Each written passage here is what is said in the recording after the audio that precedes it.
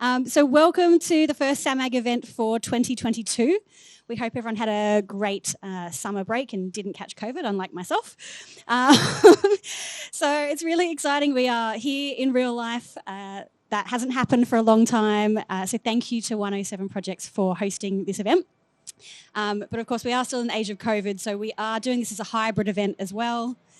So hello to everyone who is online. I think we have a few people interstate, which is really awesome.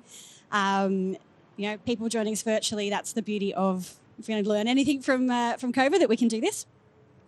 So I'd like to start by acknowledging the traditional owners of the land on which we are meeting, the Gadigal people of the Eora Nation. I'd also like to acknowledge the traditional owners of the land on which the people virtually are joining us from.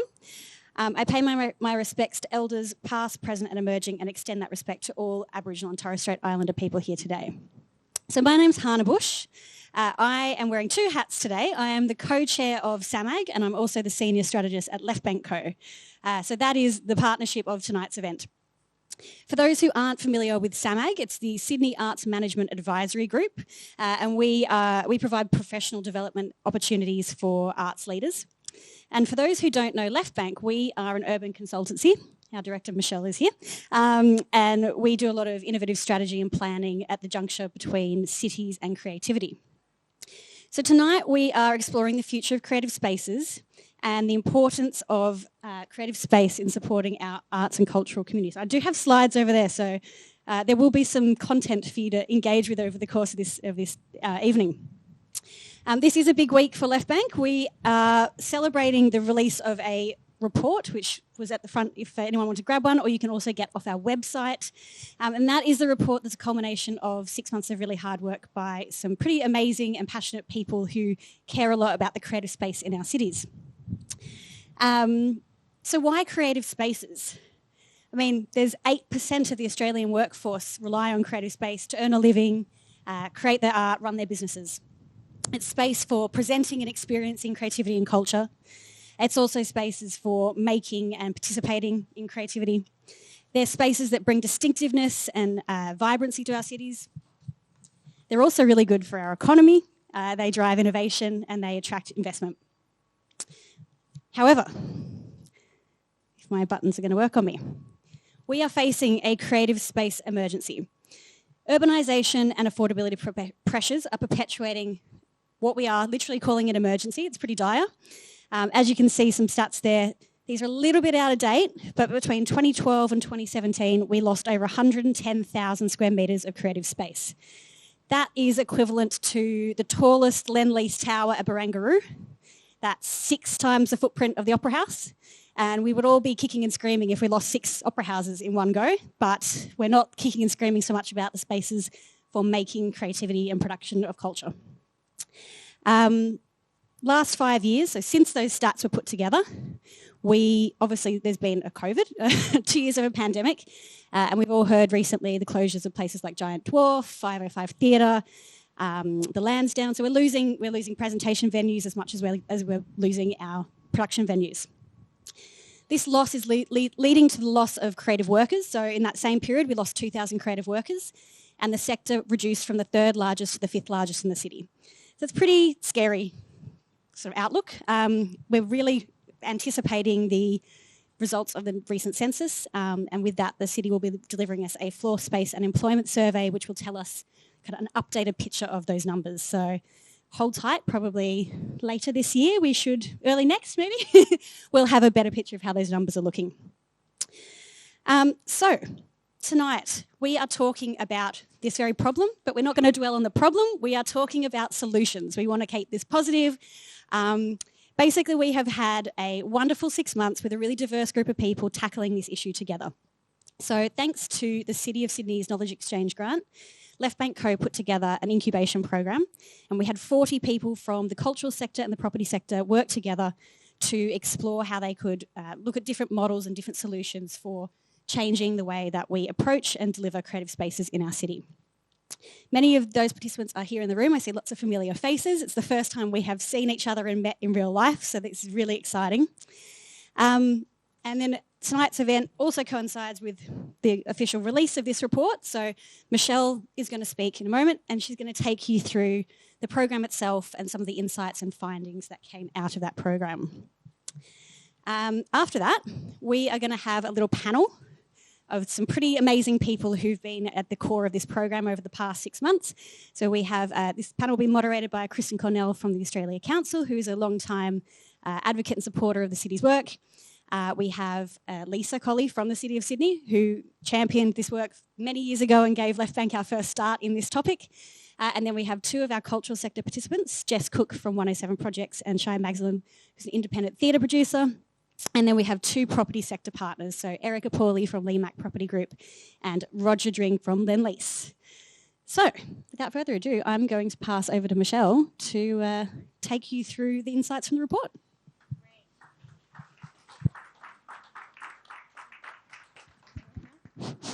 Does that work now? Does it work? Yeah, awesome. Yes, the clicker would be great. So thank you to everybody for making it out on what is a really beautiful evening outdoors in a COVID-safe way. We're super, super excited about this. And I have to say that most of this, if it weren't for Hannah looking on the website and saying, actually, I think we should put a submission in for the grant. Actually, I think this is how we could do it. It's really your initiative that gets us here tonight. So please thank Hannah for, having that foresight and really thinking about the program. It is the culmination of many years of work, and that started when we started working with Lisa and her team, and just sort of realizing that with our best efforts, we weren't really shifting the dial. We weren't actually, the city puts on beautiful spaces like this one, but every one of them is really hard fought, really expensive to run, and we're just not we don't have a system change that is going to be able to actually deliver the quantum and the quality of creative space that the city had and deserves. So look, we really wanted to address that, and have actually since 2017, when we started that work, basically been on this, kind of mini crusade, if you will. It's kind of violent language, but that's kind of how we feel about it, because, it's an important cause for us. Look, there's many reasons why there isn't more creative space. It's expensive to create, or it can be expensive to create. The creative sector have various kind of price points they can afford to pay. That some space is specialized. Developers and others don't really understand why creative space has to be set up in a certain way. So there's tons of barriers to why they don't exist. But it's actually much more important to try to unpack how we can collaborate together across the creative sector, the property sector, and government to actually get a change in the system. Internationally, this is outdoor events for you. Internationally, affordability crises exist there too. Hong Kong, San Francisco, New York, Toronto, one of the most unaffordable places, and London. And they've all had to move away from this idea that local government was just going to continue to supply spaces for making culture and creativity. So we've actually been looking at those models, trying to unpack the genesis of why they were created, how they were created, and how do they actually orchestrate this careful dance between the private sector, the creative sector, and government. And they're really, really interesting takes. They're all different. They all come at it with a different approach. But here are the four that we think are the most interesting. So Artscape originates in Toronto, and it's an integrated not-for-profit that develops, owns, and operates creative space for the creative sector. So they are kind of the Rolls-Royce. They're a little bit scary because they achieve a lot, but that's over 30 years of someone's vision and doggedly pursuing it pretty much. CAST is a really interesting model in San Francisco, which is basically a financial vehicle to make the leap of buying property for the creative sector much lower and actually de-risk it. And so this trust buys it for the creative sector, and the creative sector rents to buy back.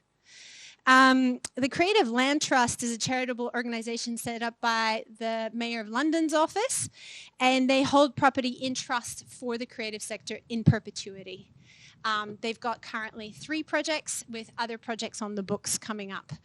And 3Space is a not-for-profit creative space operator who work on a cross-subsidy model, mixing, kind of market rate with subsidized rates to try to make more affordable spaces for the creative sector. So they've all come at it quite differently. They're based in London as well, but also maybe soon in Melbourne. So there's many ways to kind of slice this. And we need to find the Sydney way. What is the Sydney way of taking property out of the market and out of political cycles? If you achieve those 2, you actually have safeguarded it for the future. We do this for other stuff. We do this for, national parks or, heritage trust or whatever. We also use land use mechanisms to artificially depress land value for services that we think are essential, like, panel beaters or, all that stuff. So why haven't we got the creative economy in our frame when it comes to planning for employment lands? I've asked this question many times at the Greater Sydney Commission, and they go, oh. Anyway, so our initial ambition with the incubator program, which I'll describe in a little bit more detail, was let's just design the Sydney version. And it actually turns out that that's something that's going to take some time, but at least we've actually educated and worked with representatives, they're not the whole sector, with representatives from the creative and cultural sector, and developed strategic partnerships, unpacked some really important concepts, and might be working towards some pilots. And so that's how you get these things going. So this process, basically was designed to bring 2 disparate sectors that interact in a really ad hoc, unstructured, uncommercial way to have a shared language, shared concepts, relationships outside of direct project opportunities, so that, in fact, there's just a more structural relationship between the cultural and the creative sector and the property sector. So we were really blessed to have, I can't remember how many, maybe 34 or 44 applied through the EOI, and through a selection process we ended up with 7 leading developers and with 9 cultural organizations that were from 107 to Sydney Symphony and Sydney Dance and everything in between pretty much. As a pilot for the incubator itself, that was about the right size. I wouldn't have gone much bigger or much smaller. It was about the right size, and it was really great to have that diversity of cultural organizations because it helped the property sector realize, oh, okay, not everything's a gallery. Actually, oh, okay, I get it. Makerspace was part of it. Good Design Australia was part of it. And so, look, the program achievements in terms of like that mission of actually getting the sectors closer together, I think it really achieved that. I think we achieved understanding that the status quo of waiting for public money always for creating creative spaces wasn't going to work, that international models have been able to impact change and that we can do something similar, that there's gaps in information, skills and capabilities that we need to address, that actually understanding how the other sector works, what keeps them up at night, why are they so nervous about this? Why are they so nervous about that? We did a lot of work on empathy, just realizing they're not just the big bad developer, they actually have a point, and vice versa. Specific creative space needs, so sort of unpacking that diversity of needs, not everything's a gallery. And then also identifying some specific existing developments or future developments where creativity could have a home. So look, from our perspective, that was really really successful on the human side, on the knowledge exchange side. But the big finding, really, the key learning, was that a lot of the matchmaking that happened in the past between the cultural and the creative sector is because there haven't been sort of some key roles that have been fulfilled around creating a marketplace, creating a pipeline, de-risking those partnerships, being able to translate between one and the other. We just kind of shove these two organizations together and just sort of expect some magic to happen. And sometimes they're just not talking the same language. So these functions or these intermediaries are really important because they actually improve the nature of the partnership between the culture and the creative sector. And because the partnerships is improved, it de-risks the proposition of partnering with the creative sector and partnering with the property sector. So this is kind of what we realized, is that actually it's not just, advocating for creative space and then the next day you're opening one. There's actually all these different steps that need to happen between the time where a creative space is an idea on someone's head and then the time that you actually kind of cut the ribbon and start evaluating the outcomes that you're getting out of that space. So roughly sort of the big chapters of this continuum here are, advocacy is a really important function that we think local governments can continue to pursue. Creating the evidence base to say there is a need, this is what kind of need, this is where it is the only way you're ever going to convince anyone that you need this. We're doing work with another council in another state. They haven't got the evidence base. We can't get it past property, people, finance within council. So that's the real clincher, is that the City of Sydney knew how much space they had lost. They knew where they had lost it, and they could put it on a map. It's also really important that that the advocacy function includes capacity building and programs like the incubator, but also other measures. The pipeline development is really important. Who's interested in space? Who's got space? Like when we're looking for a house, you don't just walk around and just hope you're going to run into an empty apartment. Like you actually go on a website, the opportunities are channeled, they're curated, you can search, and that goes for the supply and the demand side. We haven't got that for creative spaces, so we're all sort of shooting in the dark. So the pipeline development is really important function in this continuum. Then the acquisition and development, this is the biggie. Who wants to own creative spaces? Who wants to develop it? Who wants to operate it? And that's the piece where we've just assumed that council is going to own it. If it makes them, who cares? Council owns it, or state government, but less so. And that's the piece that needs desperate need of attention and innovation. Operations, who's going to do the day-to-day management? We've got people here who do day-to-day management. It's bloody hard. It's a lot of work, and it doesn't just happen. And then the evaluation piece is really important, because one of our big findings is that nobody can, with confidence, say, this is how much value I bring to the neighborhoods that I'm in. Nobody's able to quantify that. Nobody's able to really kind of sell that piece. So evaluating your outcomes is really important. Look, in Sydney, we've got a lot of gaps. It's like a toothy grin, like without lots of missing teeth. It doesn't mean there's no one who can do the things that I've just lost, but there's a lot to do in the pipeline development, making it visible, making it user-friendly, making it easy to consult and easy to engage with. And then the other big piece that's missing is the acquisition piece. We haven't got another option than local government, and they're not going to keep acquiring spaces endlessly. And then evaluation is also something where there's no agreed framework, really. There's no sort of market-led or even sort of policy-led framework for how to measure the impact of creative spaces. So we've got some work to do. And that's work that we're really happily going to do. But before we share that and what we're going to do next, there's a few other things that we uncovered through this process.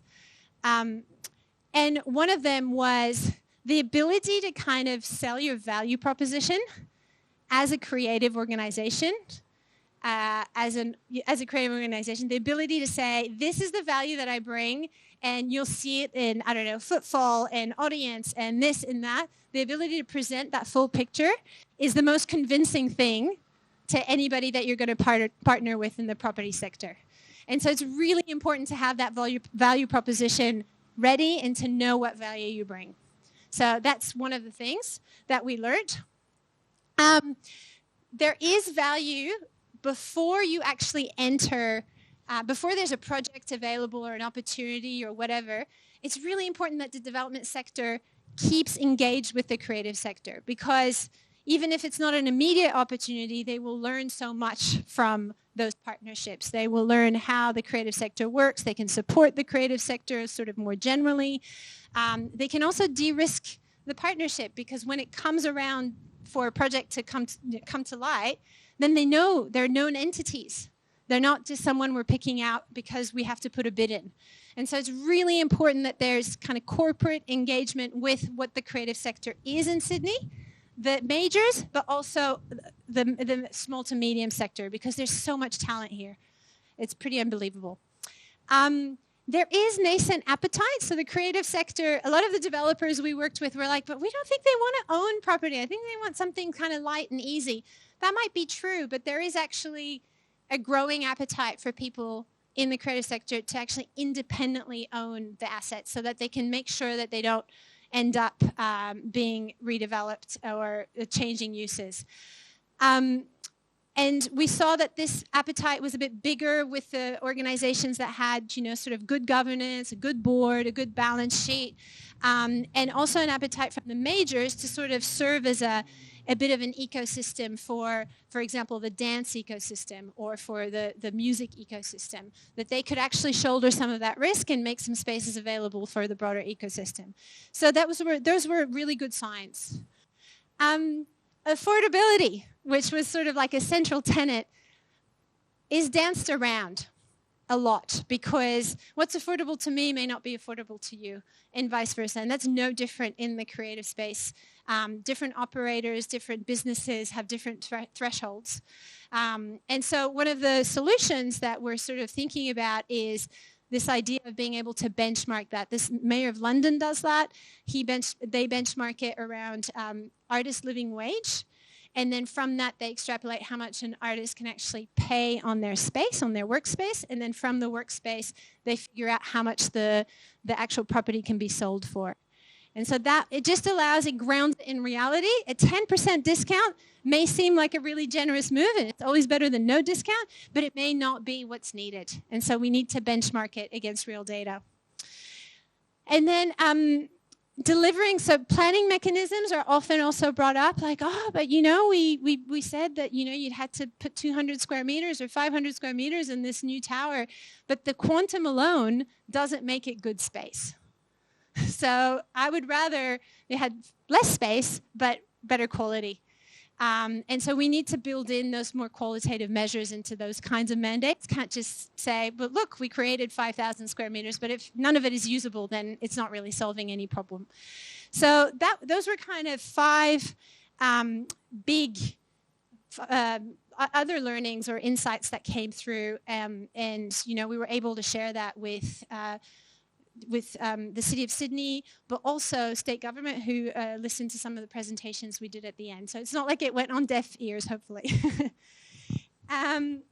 So in terms of next steps, look, we did identify, and you can open the report and you can have a look at the next steps. There's some for each phase, and there's lots of ideas. But in terms of what we're committing to at Left Bank, because this is kind of our broader mission, right? There's the consultancy work, and that's great, but our broader mission is to make a difference in this space and to see a tangible increase in space. We really want to explore some of those intermediary models around making the pipeline more visible, helping the translation between the property sector and the creative sector. We have kind of a foot in each. And that will probably mean sort of investigating business models that are completely new to us, ways of building platforms for matchmaking to happen, continuing to do things like the incubator, however we figure out how to do that. But those are kind of the ways in which we want to continue to bring some value to this, as well as thinking a lot about that evaluation piece. Because I think once that happens, once people know how to express the value of what they're doing, then we're having easier conversations as well. We won't tell what government should do, but the creative sector has come out of the program that we ran with really excellent pitches, really excellent ideas for what they could add value to, a lot of confidence. And the property sector were, really welcoming of a lot of those ideas, and also had shifted their own thinking and thinking, oh, okay, we can do much better. We can engage earlier, more meaningfully. So those are the next steps from my perspective. But the next steps from your perspective is actually listening and hearing from our amazing panel that's here today, and facilitated by Kristen Cornell from the Australia Council. So thank you very much for listening.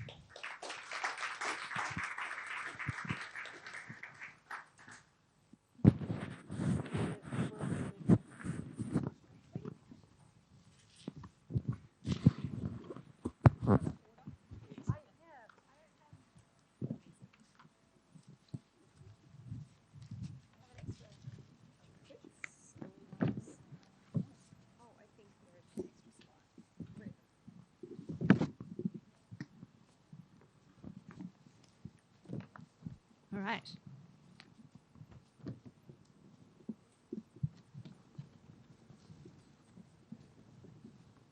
Hello? Can you hear that? It doesn't sound amplified from here. Okay, just keep it here. Right. Thank you, Hannah, and thank you so much, Michelle. I'm delighted to be chairing this panel discussion today, and very grateful to be doing it on Gadigal land, a site that's been the home to creativity and arts and cultural practice for over 75,000 years, which only, I suppose, presses the point of the urgency of today's discussion. You can't. Yeah. That's what I thought.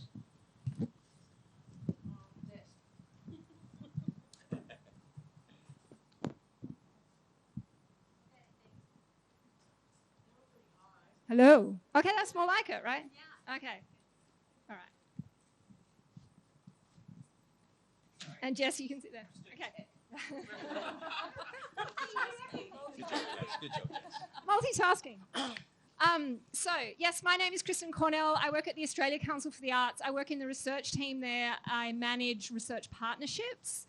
So a lot of the work that I do, a lot of the research work that I do actually addresses that evaluation question of like how to give value to the arts, how to demonstrate the contributions of arts and culture to all of society. So this is the kind of public value of the arts, I guess. So in cities, this can mean like social cohesion as well as well-being. A lot of things that are relevant to the discussion today, because imagine a city without arts and culture. Also, the partnerships part of my work is relevant too, because I'm working in a context where I think there's an increasing recognition that the arts sector needs to be able to speak outside of its bubble, and that means developing new systems of communication, new languages, and new partnership frameworks. So I'm really excited about the Making Space for Culture Incubator program, and really, really pleased to be meeting its participants today. So I think we might start with Lisa, because this was supported by the City of Sydney, and so I'm really interested to hear what it was about the program that the City of Sydney saw value in. Why was it supported? Thanks very much. Kristen, can you all hear me? Is that up high enough? Great, fantastic. Lisa Colley, I'm the manager of the cultural strategy for the City of Sydney. I've been with the city now since 2016, and in that time, no, it's still not here. Still can't hear. More like really, really close. Yeah, that sounds better. Okay. I'll kind of feel like I'm eating it. It's okay. It's all good. It's an ice cream. Okay, so I've been with the City of Sydney since 2016, and when I first joined the city, my job was to look at the cultural policy that the city had released a year prior to that, and look at it and go, it was like 208 actions. It was incredibly broad. Huge consultation had gone into it. But my job was to go, well, what are we going to focus on? Like we've got all these things to do. It's a 10-year plan. What should we focus on? And it was really clear in that plan that a key issue that was raised by the creative sector again and again was about space. There wasn't enough of it. it wasn't affordable. There was that issue, and it was a consistent issue. We also knew that the City of Sydney provided a significant amount of that creative space for creative workers in the city, but clearly it wasn't enough. And I remember one of my first meetings with the CEO, she said, "So how much is enough? Lisa, that's your job. You need to tell me how much is enough, because we can't provide it all, and I need to know how much is enough." Right, okay, fair enough. Great. So we actually embarked on that journey, and as was mentioned before by Michelle, we are so blessed at the City of Sydney to have this extraordinary piece of data gathering that happens every 5 years, which is called the Floor Space Employment Survey. So it maps every single square metre of the City of Sydney against employment. So we know how each square metre of the city is used for different level employment or industry types. So we did a project where we looked at the data from 2012 to 2017, 2010 to 2017, so across that period. And as the figure that came up it was clear that we had lost 117,000 square metres of creative space over that period. Shocking figure. And when we broke that figure down, 60,000 square metres of that was creation and production space. So if you think we're sitting here in Green Square, and you think about 10, 15 years ago, what was here? What was here was a whole lot of industrial warehouses, and a lot of those warehouses were the home of creative producers, artists, people, making their art. This area was rezoned, residential. Obviously, it's a growing city. We need residential space. But what that meant was there's a net loss of creative space. So, big problem. But is it a problem? Does it matter? We've lost all that space. Does it really matter? Well, I think that for all of us who come off this side of 2 years of COVID, I believe the narrative has changed enormously about the importance and value of the creative sector, both from a social and an economic point of view. Listening to Stuart Ayres the other day launching that, the Future of the CBD report from those commissioners, the message was loud and clear. Without the creative sector, we don't have an economy. Now, that's a big statement from government, which I have not heard in my 40-year career as a worker in the creative space. That is the first time for me that really there is a recognition at government level that we have a problem.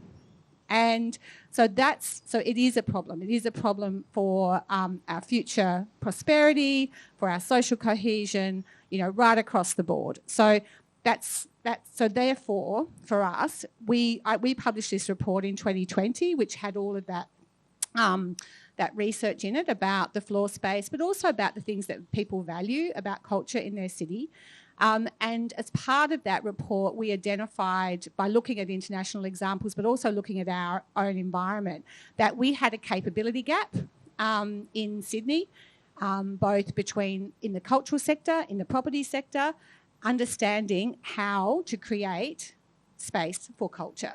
And so and obviously we've been working with Michelle and the team over a long period of time, so it's no secret that they understood that. We've done a lot of work on this. And so when they came to us with the incubation program idea, it was just an absolute fit for us, because we knew they had the capability to bring that sector together and to facilitate that conversation. I think it's really important that we have a third party facilitating that conversation, because this has to be led externally and bringing those parties together. It's very different when we run something like that, or the state government does. A third party actually bringing those parties together, I think that was a huge part, and it'd be interesting to hear from our colleagues here about the fact that they felt safe to be part of that program, because it was run as a third party project, and it was very clearly defined that everyone was there to learn and to learn from each other, and it was really well set up. So that was the problem. That's what we were wanting to work on, and that's why it's important. Thank you, Lisa. Your intermediaries. This is the important role that you're playing. And I had the pleasure of joining the very final stage in the program where participants were pitching to one another. So people from the arts and cultural sector were pitching, and then people from the property sector pitching to the arts and cultural sector. And it was a really exciting example of partnership work, like a kind of brokering role that was played by Left Bank. Shai, I'd love to hear from the perspective of an independent artist, what drew you to the program? So can everyone hear me? I will shove this in my mouth, yeah. Is that okay? So I'm an independent theatre maker / movement choreographer / newly trained intimacy coordinator / performer. Lots of slashes, as a lot of people in the creative sector are. I was really interested in this program because for a while I have been trying to find space where I can do my theatre practice regularly. And when people, I guess for me what was important, it's important to have a space because my practice is very physical, and so what ends up happening is that I end up trying to look into dance studios to hire, which can just be so expensive because, they need things like a proper dance floor, a sound system, and floors can be very expensive, as I discovered when putting my pitch together for Left Bank Co. But yeah, so theatre making isn't just playwriting. It's not just a playwright sitting at the computer writing their script. Theatre practices are so diverse, and many artists will come in from many different angles in order to, make their work. And we have spaces for theatre presentation, but not really many spaces for making and creating that are inexpensive and safe to work in as a physical practitioner. I'm someone who needs a dance floor, and what's happening at the moment is that there seems to be, for me, it really means that if I get offered a space that isn't, that doesn't really have the specifications that we need, I end up amending my practice and not being able to, I guess, take as many risks as a creator, and really just have the opportunity to make the work that I want to make and the work that I know that I'm capable of making. So I guess coming from a really grassroots perspective, we often will just take what we can kind of get or what is thrown at us after hours. And, I end up having to fork out a lot of money out of my own pocket in order to fund the making of my work. And that is not sustainable for me. And so I was interested in this program to see if there was a way that we could, just to find out what the possibilities are in terms of acquiring or inhabiting a space that I could call home. I think that was the most important. That's kind of the end goal for me. Thank you, Shai. I think that's like a perfect segue to Jess, because you have an interesting story from your work with 107. Perhaps you could tell some of that while also explaining how you were drawn to the project. Yeah, I think I definitely don't. I have no problem with, communicating and projecting. I think, coming off what Shai said, that what really stuck with me is a place for me to call home. So that's designed by creatives, for creatives, but also, I guess from the 107 perspective, it is about cultural space, but it's also about social space and really bursting that art bubble. It took a long time for 107 to realise that that's what we actually do. And it's the independent element as well, because I think, 107's kind of been around now for about 20 years, and we came from the independent art scene where it was a beautiful building where we could do what we want and they were happy for us to, pound the floorboards and we weren't going to get in trouble. It's a beautiful, robust building. It was slowly falling apart as well, but that's okay. We find those spaces, we squeeze into spaces and we make them our own. And I think that we need more of that because every time we hear a precinct or a cultural space open or a look how great it is, it always comes from somewhere other than that grassroots heartbeat. It always comes from some officers up in, a high tower or a government person wanting to put their name on it. Or, another great example is, in the philanthropic space. And I think they're all great. Like, we need a mixture. I'm not saying that one is better than the other. But what I'm excited about is, what would really excite me is if Sydney had a large independent cultural precinct that was made by the creative community and then welcomed everyone into it rather than being invited into a tiny little corner of it at the end. So I really love what Left Bank Co have been doing, and I think the whole project kind of breaking down barriers and bringing what you think are two very different industries together, but we're not. It's about place and people, right? It just depends who's building the physical and who's building the metaphysical.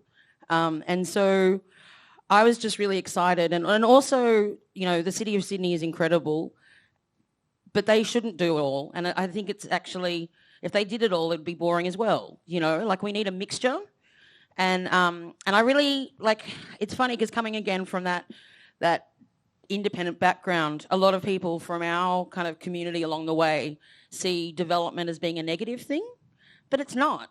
It's just how you do it, and who you do it with and how you can collaborate. So we're really lucky, 107, that we've got two semi-permanent homes here at Joyton Avenue Creative Centre with the City of Sydney and at 107 in Redfern. And we are interested in opening up more of those kind of 1,000 square metre hubs, which are a part of, new developments. But we're really keen to see kind of like a 4,000 square metre plus precinct, and that nobody owns.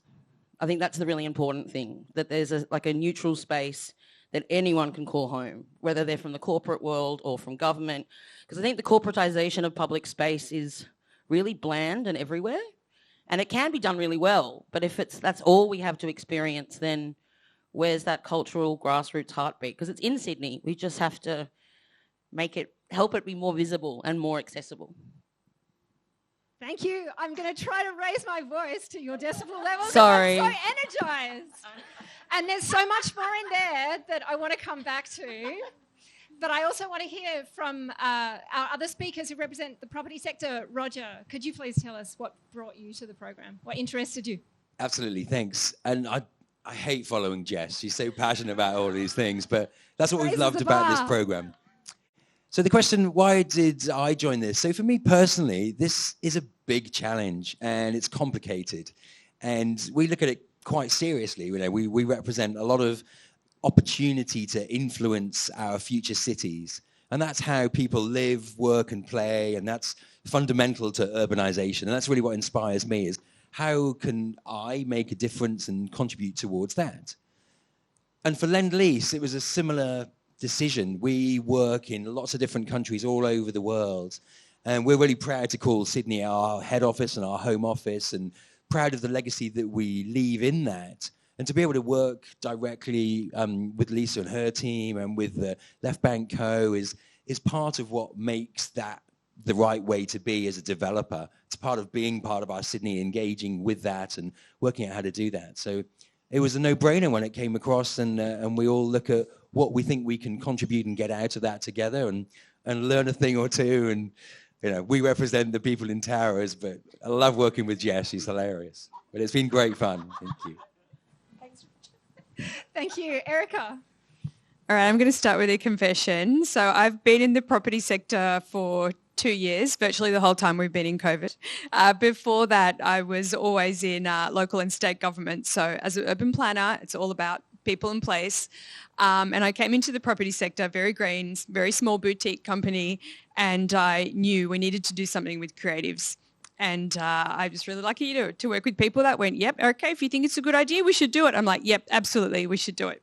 So I signed up for the program, and I guess the problem was that we knew we wanted to work with the creative sector on some of our projects, but we actually just didn't even know where to start. So we didn't actually understand the sector's needs beyond just a really simplistic, we know they have an affordability issue, and that was kind of the extent of it. And so, the foundation of any good partnership is that we understand each other. So we needed to work with the sector. We needed to learn about what they actually need so that we could have that long-term foundation for a really successful relationship going forward. That was the why. Nice one. Thank you so much. And now I'm going to start asking questions that, after which I'll kind of peel out, and feel free to discuss among yourselves. And I'm going to pick up, Erica, on your last comments about learning about the creative sector. I'd love to hear what you learnt about each other's sectors from the program, and perhaps you could tell us the most surprising thing that you learned about each other's sectors. What was it like working together? I thought the property sector was just all about money, really. And the biggest surprise to me, I guess the light bulb moment was when I realised that both sectors really just want to create space that people want to enjoy, and as a theatre maker and not having felt the value of people being in rooms together for the last 2 years, that's definitely become the most important thing that I want to, I guess, take care of over the next, moving forward. But yeah, for me, it was really about that. It is about the community being in a space together. And yes, foot traffic and, and the dollars that will come from that. But I think it's really about the community that holds that space. Yeah, I really liked how the conversation around value has shifted, and that there was that sense of valuing what you guys do and valuing what we do, and seeing more of an eye to eye about how to make a great city and how to make a place that people want to live, work and play in. But because the conversation, even going back kind of 10 years ago, people were like, oh man, here's some free space. And it's like, great, we need more than just free space, and there's a bigger value in terms of what the creative sector brings. And there's also a great value in what the developers bring to the table. And I think I just felt like it was, I don't want to say I was surprised, but I really felt like what I liked was that there was a sense on both sides of action, like people wanting to actually do something as opposed to just talk. And that, for me, was it? Yeah, I just feel really empowered by that. And being able to meet everyone in real life outside of the screen today is also really great. But yeah, a real sense of movement and value and shared benefits. That for me was reassuring, is probably the word, that we are moving in the right direction to have these new innovations and great places being made.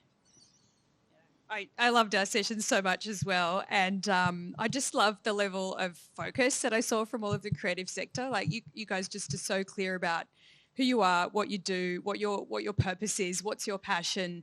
I just love that, and I thought that is just going to drive great collaboration, because the foundation is, as I said, understanding each other. So I just love that. I guess what I learned, I don't know if it was surprising, but I probably just hadn't turned my mind to it, was just the ecosystem, how it works, the larger organisations and the better known institutions, what role they play, what the smaller independents play, the difference between, a place for production and creation versus performance or exhibition. These terms and ideas were just all unknown to me until now. So yeah, for sure, it was great. I mean, I'd echo all of those comments. Learning sort of the terminology around creation and consumption and how to differentiate those types of things and where and why they're important. But what I really enjoyed is the sort of passion and commitment to reflect on Jess's point. It's like, we all really want the same thing, right? We want cool places in our cities. We want vibrant, engaging, diverse things. And we come about it from slightly different ways. But working together was really inspiring and connecting. And to see how we all want to achieve the same thing is what I think, why we're all here now, is the ability to do that. what was most surprising is I learned a lot about sprung floors, which is something I never even considered to be an important thing. But it becomes really important about the sort of, these are genuine, real people who want to make a difference in the world, and we're all part of that ecosystem. And I think that's the thing that connected this really nicely in a kind of humble, open, let's just work out how to do this because it's complicated and messy way. So yeah, it's great. I think similarly in terms of learning, you, Roger, learning the creative terminology, I really had to wrap my head around the development and business terminology. I was Googling every second term when I was on Zoom. Like, what does fit for purpose mean? And it gets easier the more that you are in conversation with each other, I think. Absolutely. And I think just to echo what Lisa was saying, that trusted environment was that space. And that was what was really good and beautifully facilitated. Thank you for putting it all together, Michelle and Hannah. Is just, how do we break down that a bit and just make it accessible for both of us and put it on the table? And before you know it, we all had kind of, a fairly good understanding of what each other was doing. But changes everything. And looking at how we put it into a meaningful way is really exciting for all of us.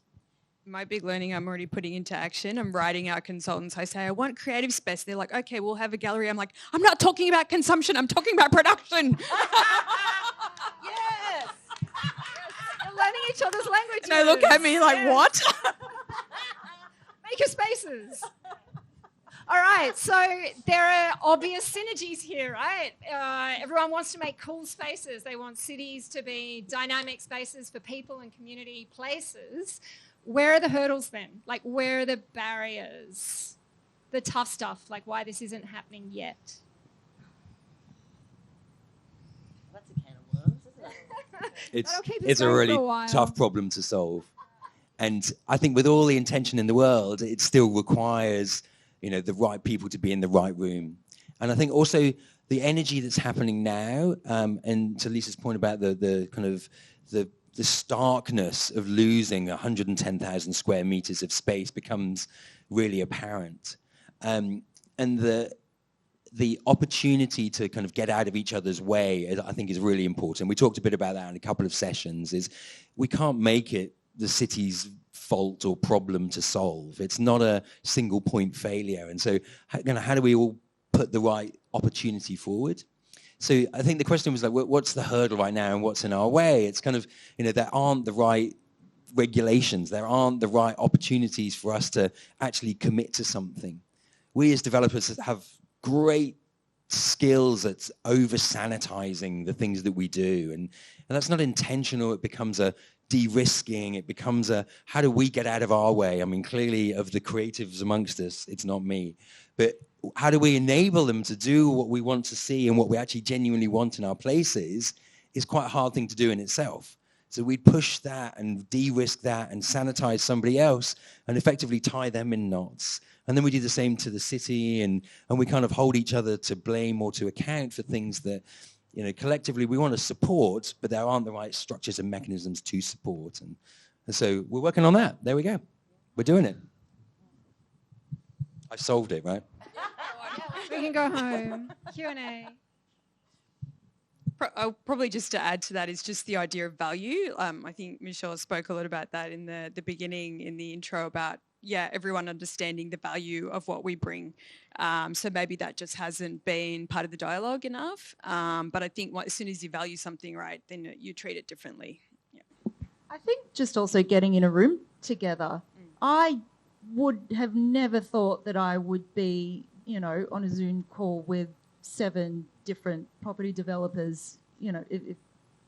I think that was just such an amazing opportunity, because we, if we're just kind of sitting in our own corners, we do think that we're speaking completely different languages and we're never going to have an opportunity to meet in the middle. I don't know what else to add to that. I'll just make a comment, because I was obviously I was part of these sessions and the conversations, and also the debriefing that happened obviously after the sessions with Michelle and the team. And some of the things that really struck me, it was the opportunity to come together was clearly a massive achievement. because that had not happened before. And that comes to the thing around de-risking, right? Because what was really clear from the property side was they're saying, look, we'd love to get involved, but we don't know you. Like, we don't have a relationship with you. We don't know whether we can trust you. I mean, we don't know whether we can trust you. What's the financial risk? What's the reputational risk? All of those things. And all of those things can only be addressed when you have a relationship.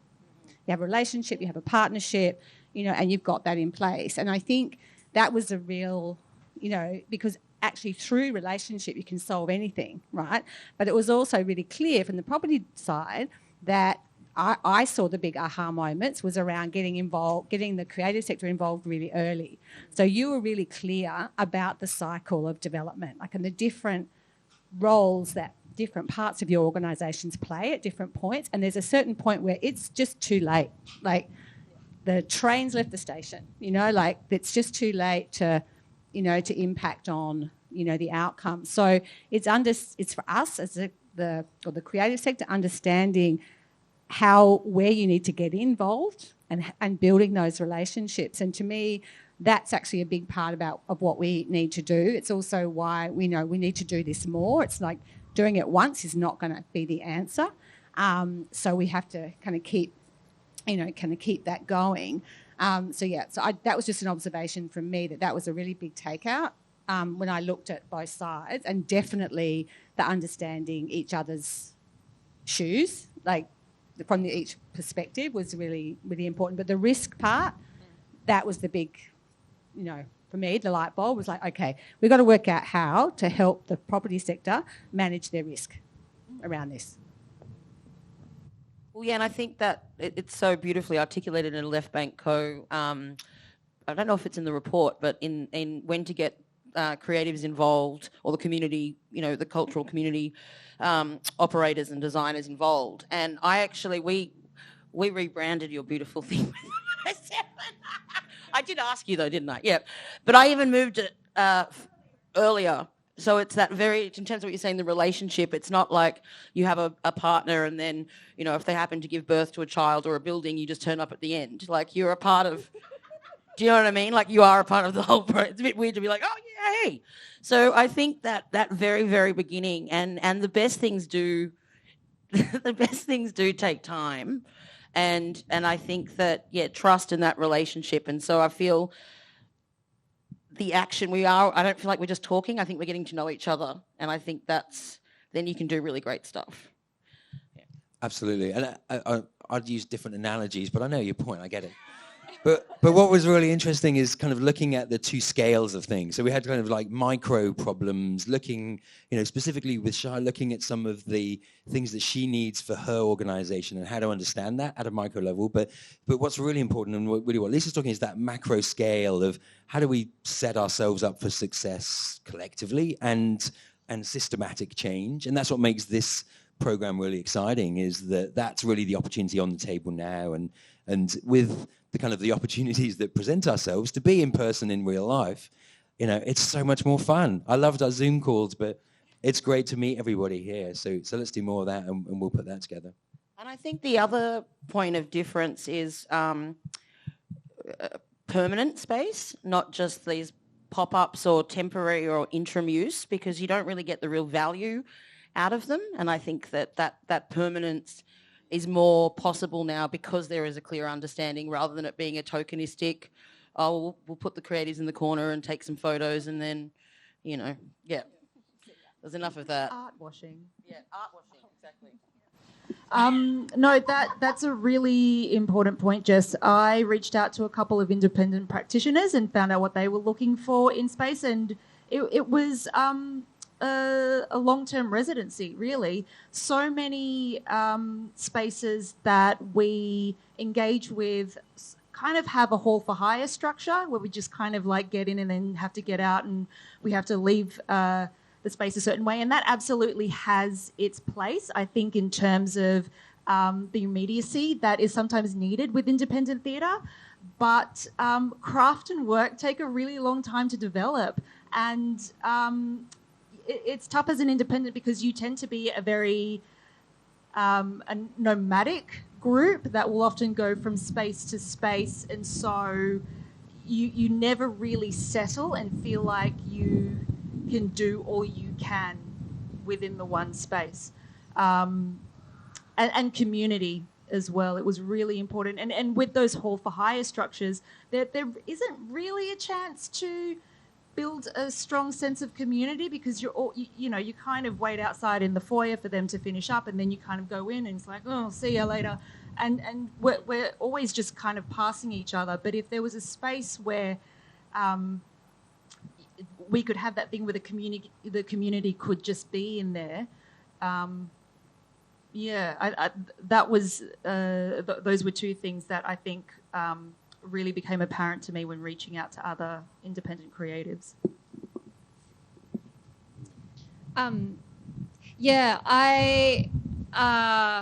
I'm thinking then, if it's about long-term relationship building and aligning timelines and having relationships that are long enough so that plans can be shared from the start rather than just filling a temporal gap with a bit of an activation. Are there also then some barriers within the respective sectors to the development of those kinds of relationships? So I'm thinking of something that you said earlier, Jess, and also you, Shai, about some resistance perhaps within the art sector because of an idea that the property sector could never share a value system, or an idea that they wanted to create place or community. And perhaps whether there are barriers within the property sector too to the idea of working with artists as something that could have merit in the future. We're looking at I look at the property sector from a very outside perspective. So before this program, my experience of the property sector was going onto real estate, the realestate.com app, and just looking at how I'm getting priced out of every single suburb that I've rented in, and will have to, eventually end out on the other side of Lithgow if I ever wanted to own property. And that was before I started actually engaging in conversation. It just comes back to this idea of just having a conversation and getting to know the property sector. But affordability is just such a huge thing, because we, especially in the grassroots sector, money is just not a thing that we have pouring out of our ears. So. Yeah, I think in the arts sector, and I don't like it about it, but I think there is such a gap between the institution, the established, and then the independents. And a big reason why 107 exists is to support those independent artists. So we have about 100 individuals that make up our residency program, and they're a whole variety of amazing organisations and entities and individuals. But it's either you in terms of access, it's like either you go down the very institutional path and you'll be able to present in those, in the big institutional spaces that have been funded by, cultural infrastructure investment. Or you're completely independent, you're moving to the next suburb above, the next suburb to find more space that's actually affordable. And the gentrification thing, it's just going to happen. And again, there's nothing wrong with it. That's how things move and change and evolve. And if spaces stayed the same, that's also not like the way that places should evolve as the society evolves. I think that's important. But yeah, there's hardly any middle ground for those independents. And that's where we kind of provide like an umbrella, even if that's around insurances, resources, and sharing with the independents to try and support them to do the great work that they do if they can't knock on the door and get into carriage works, or they can't knock on the door and get in. So I think within the art sector, there are, unfortunately, those barriers of the extremely funded versus the independently funded. And that's commercial operators as well. That's not just not-for-profit or charity. It's the commercial operators. So I think if we can make more middle ground, I think that would really help, the fat in the middle rather than this way or that way. Absolutely. It's all middle ground is really what we're looking for. And as developers, urban regeneration will happen infinitum all around the world. And so as, our world expands in its urban environment, it naturally finds the next space to build and develop and all the rest of it. And what we kind of see getting mashed away is that sort of creativity when it becomes overly commercial. And that commerciality comes from the systems that we have in place as property sector. So we've got commercial leasing and we've got retail leasing, and it's fairly blunt, and that's it. And it's kind of, here's your lease, here's your property, here you go. Those are the terms, off you go. But there's a middle ground in saying there's places that are either owned by the city or supported by the city that are outside that cycle, outside that hardcore lease cycle, outside the head rent. It's around what do we want to create? And it comes back to Eric's point about the value, and place and placemaking is the essence of what urban regeneration is around, is to create great places where people want to be. And they need to be vibrant, they need to be socially engaging, they need to be sort of collaborative and places that people feel safe and at home and all of that. And so that utopia is great, but the models we're using to kind of try and achieve those things aren't always working. And that's where the middle ground stuff is saying, actually between us, that's what we're fixing. That's what we're working on. That's what we're doing, aren't we? Yeah, Erica? totally.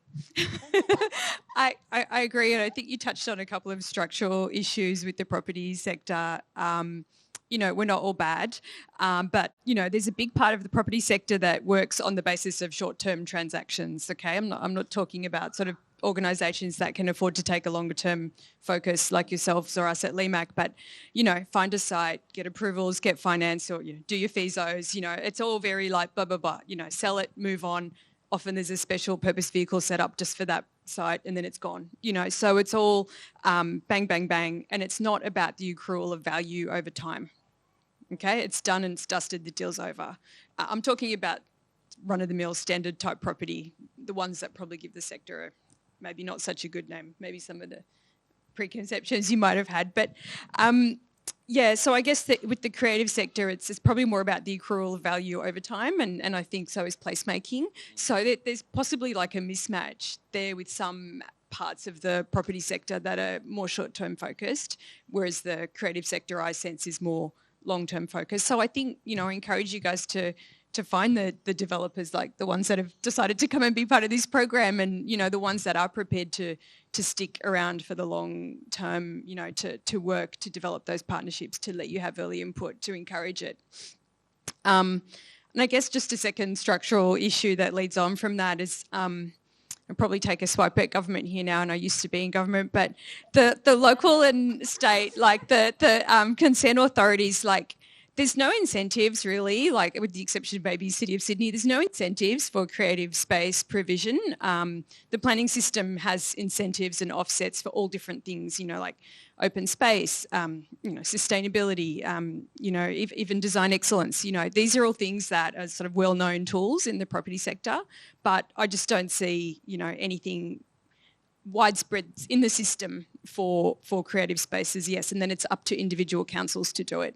So I think that's an issue, and it probably speaks to we need more of a Greater Sydney approach rather than just leaving it up to the 30 or 40 odd councils across Sydney to try and nut it out on their own. Yeah, I'm sure you guys are taking this forward. Yeah, I feel like a lot of that speaks to Michelle's presentation at the beginning and the need for particular incentives and forms of regulation, but also that would kind of help to develop an ecology that could take that kind of middle ground, that could provide that. And I think the other thing is that, it needs a trailblazer as well. And I think that's where working with the City of Sydney specifically, we all know that there's sort of motivation to get that done. And I think being able to hold up example, and what was great about this program and the work that Michelle and the team have done is sharing those examples from around the world of where they found success and where they've gone, actually, this is in partnership with government, or to be honest, it's just easier to do it ourselves, and you find the right funding to be able to get the right model up and running. And those are really inspiring. And it's kind of, is the system broken? Well, maybe it is, but let's find a system that works for us, and how do we do that? And I think all of our aspiration is to, do it with the city and work out how to set it up for government to succeed and show the government's contribution to the city that it wants it to be is material and, you know, is collaborative and generally ends up with delivering the outcomes that we all really aspire to that are not easy to deliver. And someone who's going to be the bad guy, but let's not always blame the government. Yeah, maybe creative space is just another form of infrastructure and gets that value and recognition. Nodding heads. Thank you, Roger, for talking about Sydney, because that was a question I wanted to ask. I'm always interested in the international examples, but I also wonder what is specific about Sydney, either in terms of opportunity or particular barriers.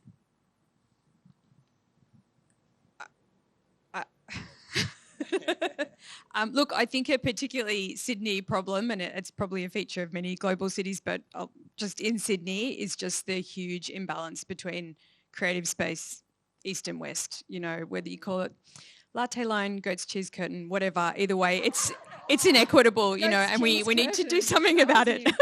Where's the latte line? It runs across Sydney, and it divides the north and the east from the south and the west. It's usually where they're pulling trees out. Yeah. Right. I imagine the latte line is like steadily moving west. Is that, yeah.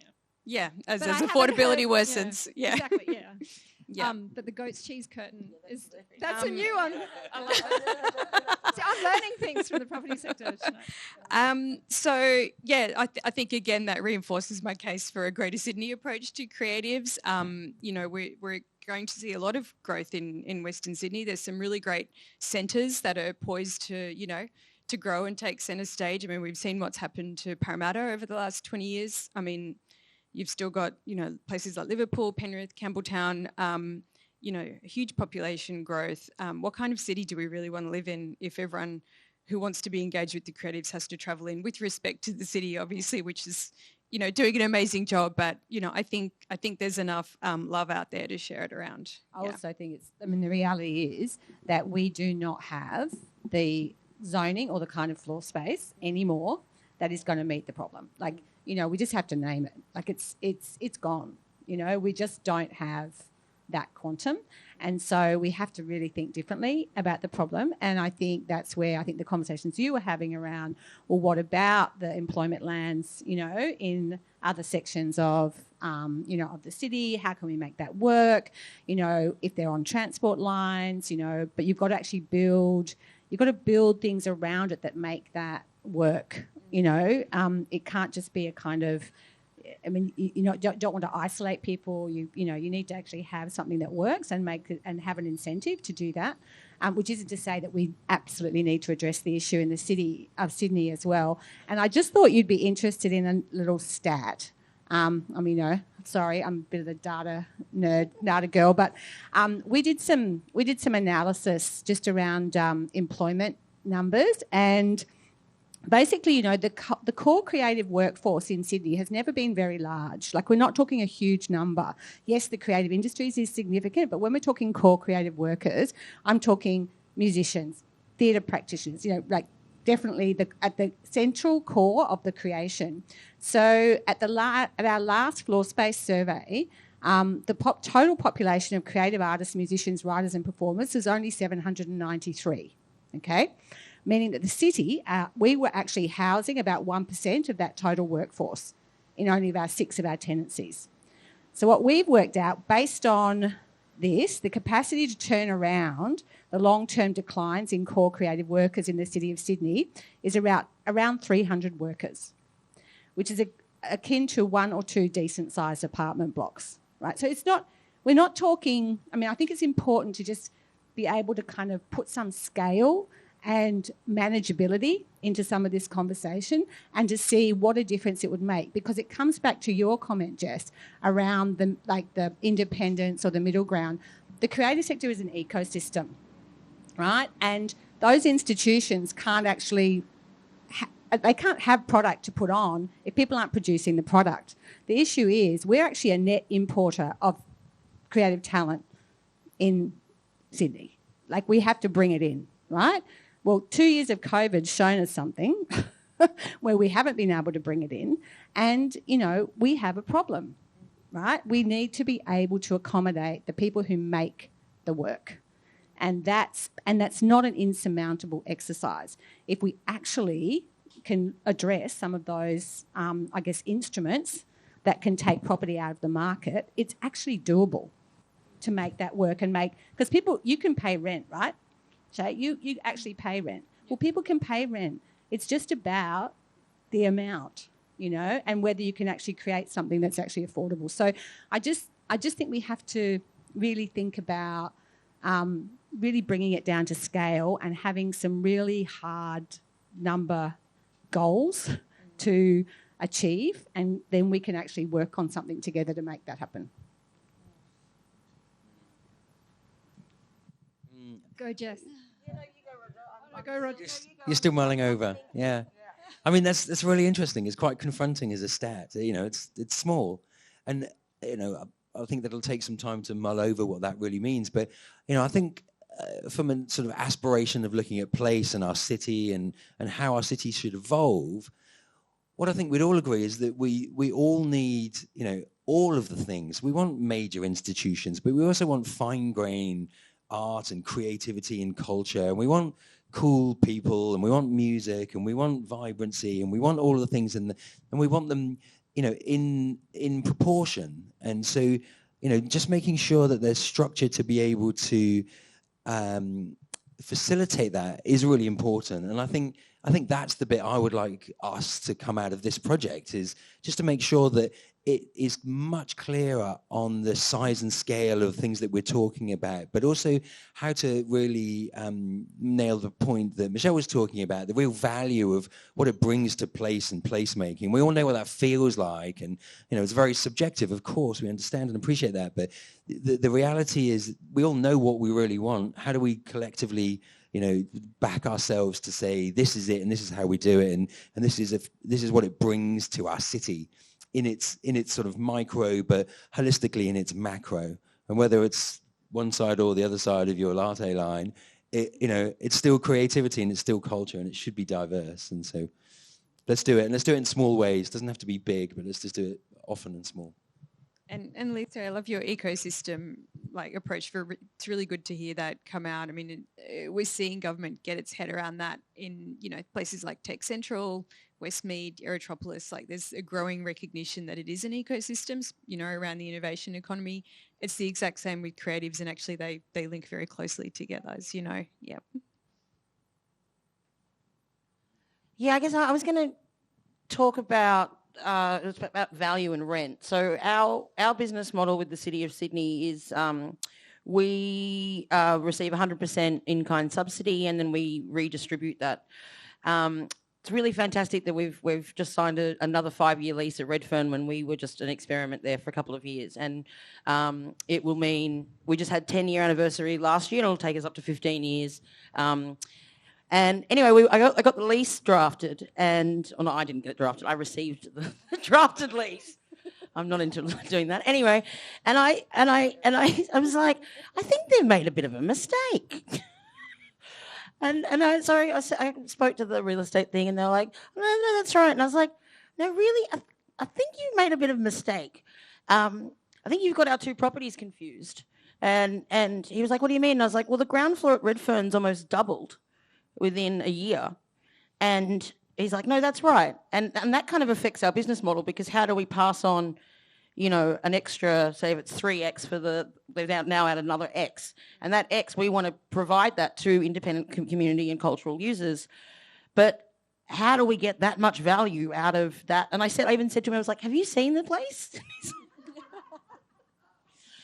Because this is absolutely stunning, and Redfern has got the same beautiful value. I love that they've valued it like that, and it is on a high street. And in the 10 years that we've been there, it's gone from 2 pubs and 1 cafe to, now being like the summer streets at the end of January. There's just so many businesses up and down Redfern Street. It's amazing, but that's a real challenge of that value.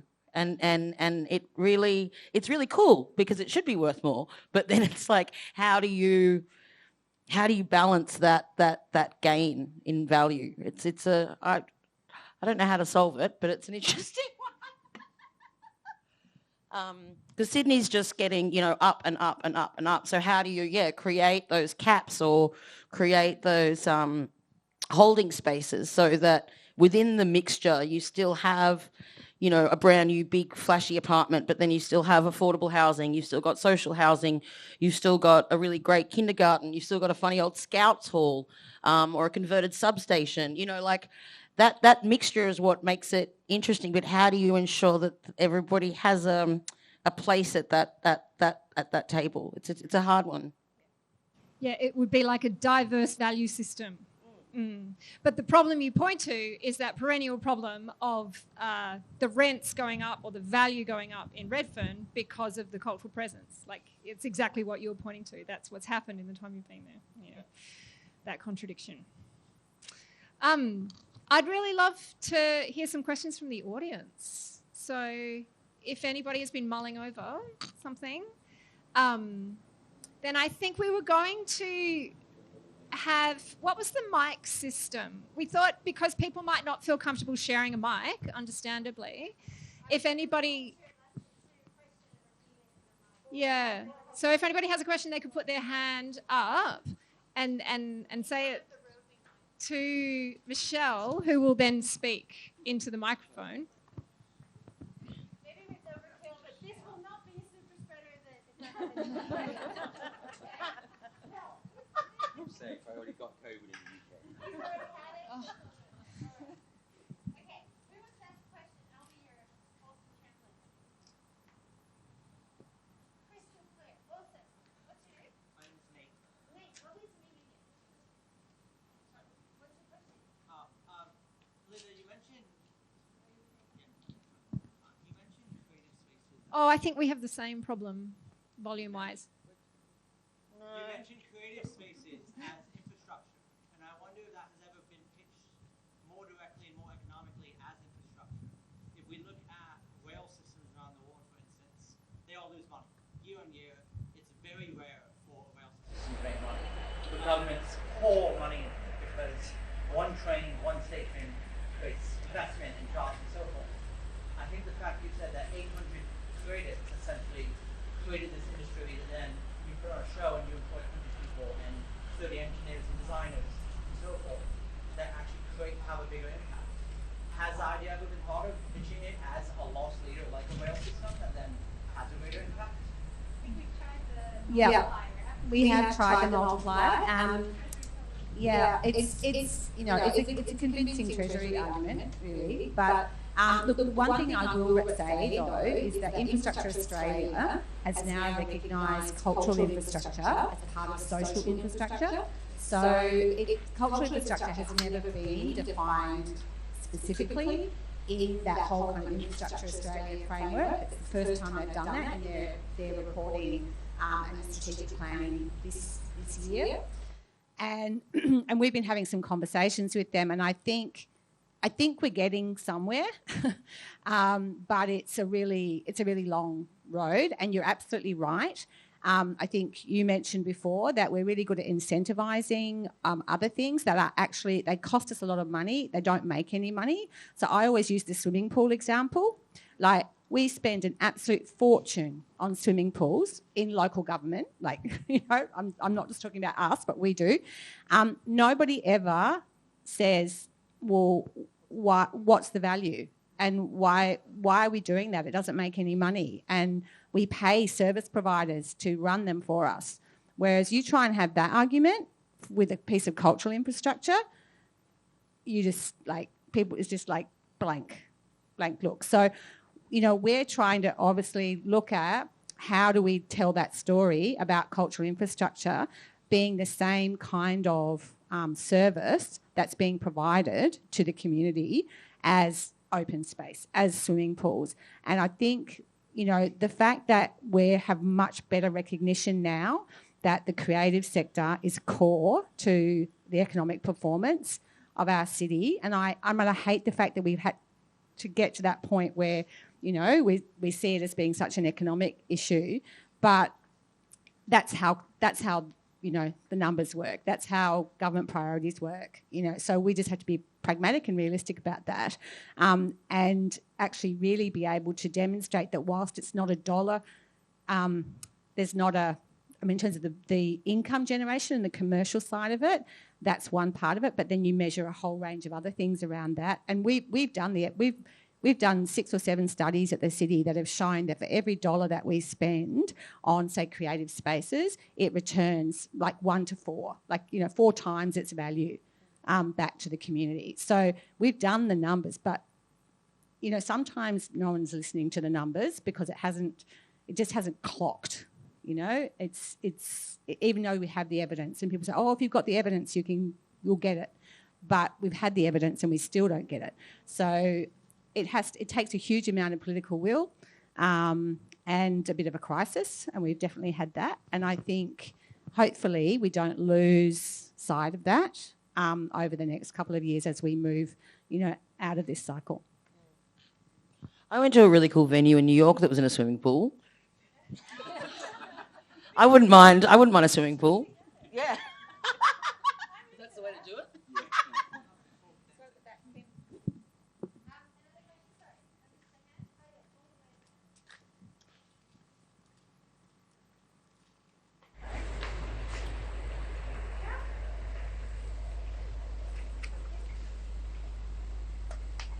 I've got a question. Can you hear me?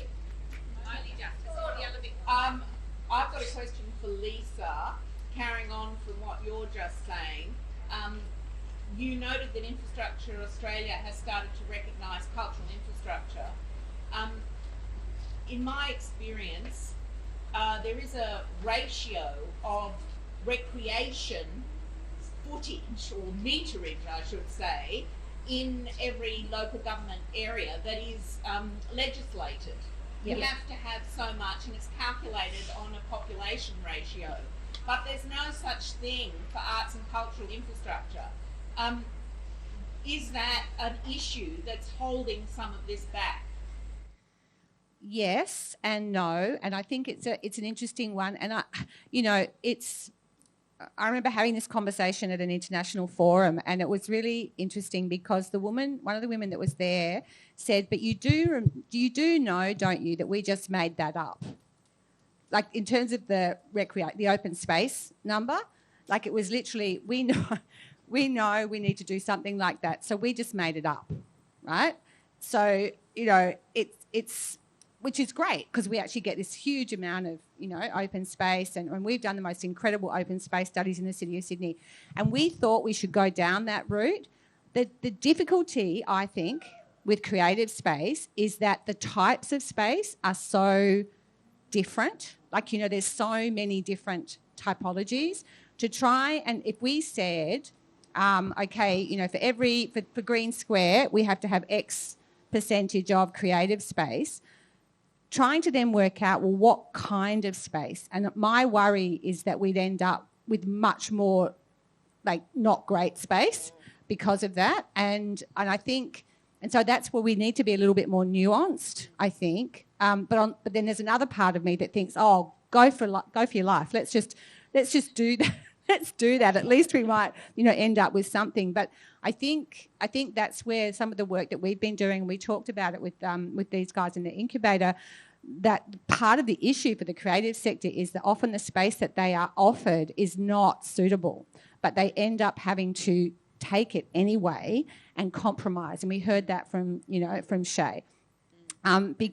Because and also developers look at it and go, oh my God, that's so difficult, how can we do that? We can't possibly do that. And so I think the other thing is that we need to de-risk some of that for you. And, we've actually been doing some of that work. So we've actually now created with ARUP a whole set of design guidelines around different kinds of spaces, so that when a developer comes along and says, we want to give you 500 square metres of space, we say, and they say, what do you want it for? Or how do you want to use it? We'll go, okay, well, here's some options. And this is what it's going to cost, because you're going to need this and this and this. And I think, and we've had some pretty good feedback from the sector, which is they just want to know. They want to know what they're up for. you know, and then you can fit it into your budget cycles. You know what you can plan for. Whereas if it's a kind of an unknown, at the moment we just get like 500 square metres. Oh, we'll work that out later, right? And then you end up with something that just doesn't work for anybody. Yeah. So I think, I mean, yes, Kim, on one level, I'd love it, but on another level, I know what the potential consequences are of doing that.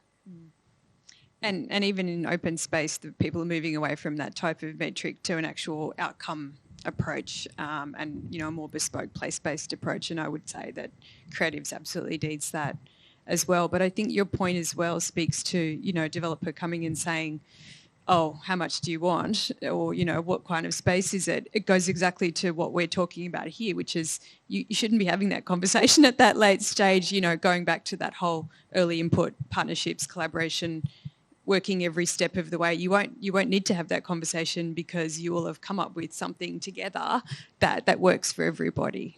Yeah. Yeah, and I guess you're not defaulting to the quantitative because of that. You can discuss the qualitative needs. Any other questions? Amanda? I also wanted to reinforce that idea of it being a more of a macro issue, that whole greater...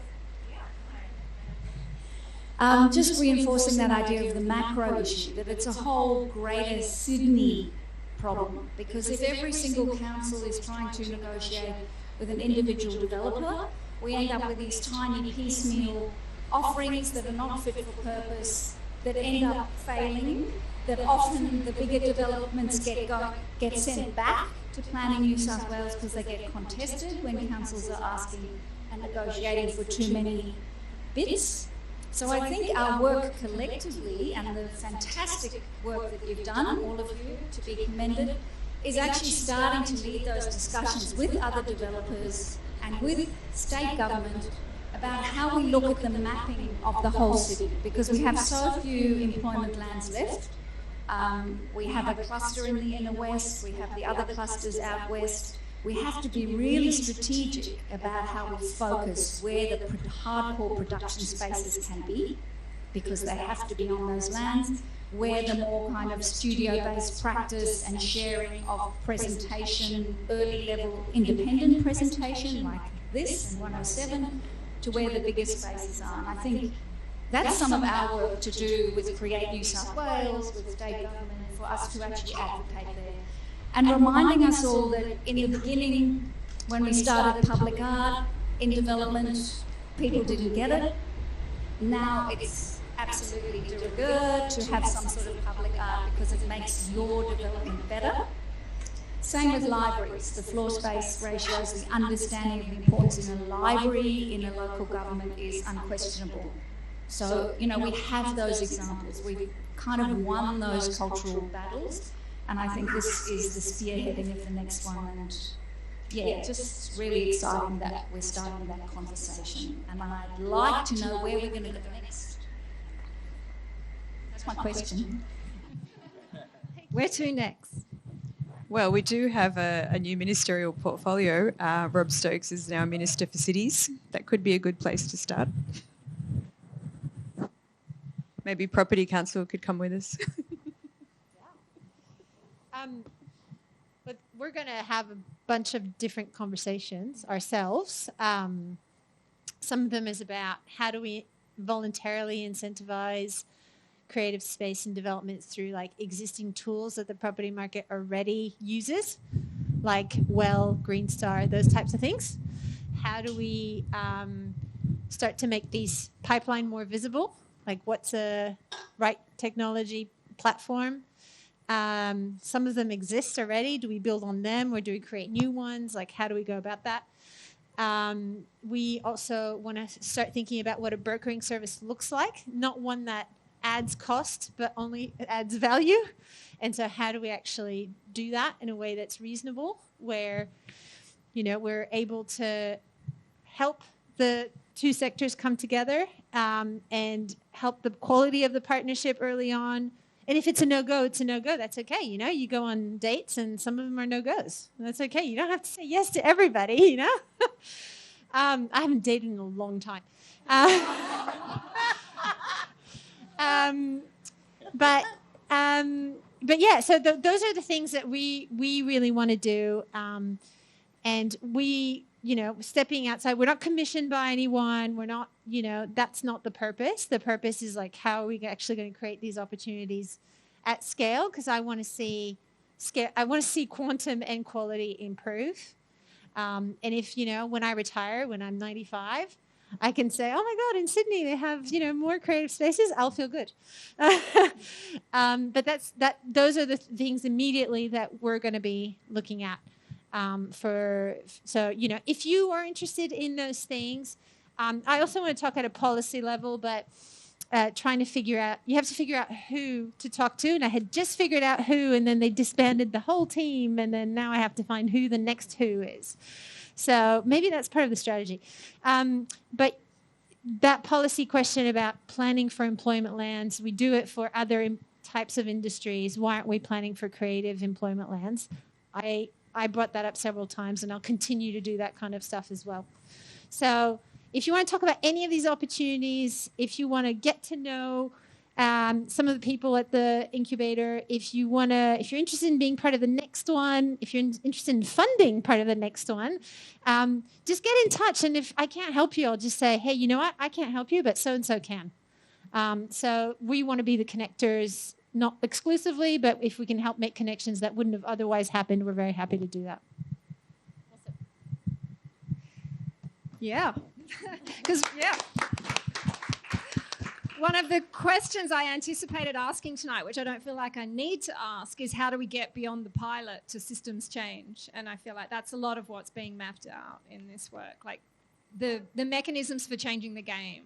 So it gets really nerdy in the ownership space, like finding an entity that's that middle entity that Jess was talking about, which is not government, which is not private, that allows the independent voice to thrive.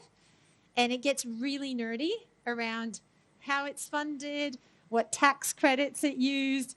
And it's that's a good thing you and I are both nerds. That's all I can say. And I've just gone really deep. What I do now is I just pick up the phone and call the UK and say, okay, how did you do it? Okay, can I come and have a look at your stuff? That's the kind of work that needs to happen next. And then at some point, some lawyer is going to have to look at it here. We'll have to find the right lawyer so they don't say no. But that's the kind of next really nerdy work that needs to happen so that we can create an entity where we can shove some of these properties in, and it's reliable and it's governed well, and it can attract more investment. It can, use debt facilities, all those things. So it gets really, really nerdy, but I'm into it. So anyway, if you want to talk about that, I'm very happy to talk about that as well. And while these guys are nerding out on all of those things, the point that Lisa made around, don't let a good crisis go to waste. Like right here, right now, like everyone's got the energy of, we're trying to rebuild our cities all over the world. And so how do we try it, test it, get some evidence, get some confidence in how to do that? And we'll do it small and we'll pilot, and we actually have to do those things right now. And that's really what the call to arms was in this whole program. Is kind of, it's here right now, and this is probably the best opportunity in a generation to shift those things. So I'd invite you all to kind of join us in that sort of pilot energy of, let's try some things on while these guys nerd out and work out how to actually make it stick to the wall, because they'll need our evidence.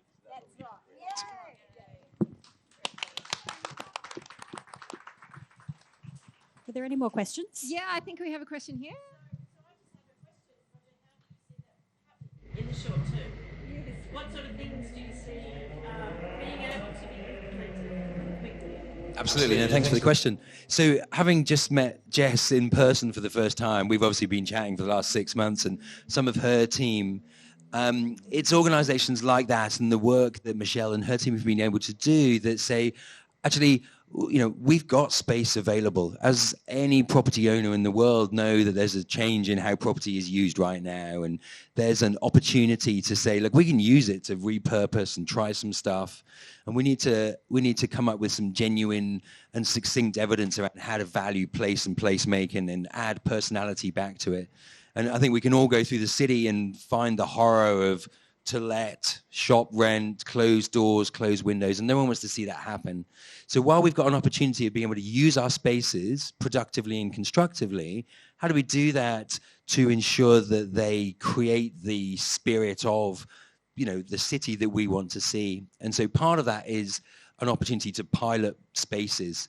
We have opportunities where we can offer things to the creative sector. That's not saying they're free, but we can support things and encourage things and work out how to create sustainable models that go to the agenda that the city have, and how do we put that together and evidence that. And like any business, right, we need to have the confidence and trust and to be able to see a model that you can rely on and build some evidence that we all feel proud of. And I think that's where, that's so tangibly, there's space available. Let's work out what to do with it. March is going to be when people come back to the city in droves. Let's try and make it a cool place for them to come back to, and set ourselves a calendar. Jess is going to have a whole festival of Sydney coming together. Does that answer your question?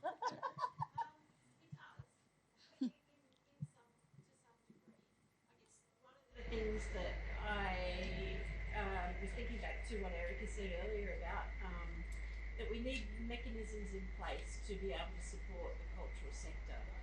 We can't afford to pay commercial rent in a new development, for example. So I guess one of my other questions is what mechanisms do you feel need to be developed to be able to support the cultural sector? Absolutely. And I think that's the point that we were chatting about earlier. So, at the moment we have rental leasing mechanisms and we have commercial leasing mechanisms, and they're quite hardcore. At the end of the day, pay the rent, here's your terms, this is what it, get out. But working into understand how we can see long-term value in place is what will justify a change in that behavior. And you can create hybrid leases, but you need evidence and justification of why you need a hybrid lease.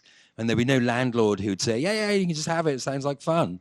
It just doesn't work like that, right? So we've kind of got to go, okay, great. So, here's what fun looks like, and here's how we valued fun, and here's why we can create a place and a space that will be fun. And that translates to the kind of, vibrancy that people want in a city. And so we've got to work through a bit of that. And the opportunity is there's a gap between hardcore rent and just trying to claim that it's going to be fun. So using that opportunity right now is working with the creative sector to help them see what we need to be able to go, look, we can make that happen if we can work out together how to have a better value conversation and articulate that so that it genuinely makes sense to a landlord, and that we can break down the barriers of leasing conditions.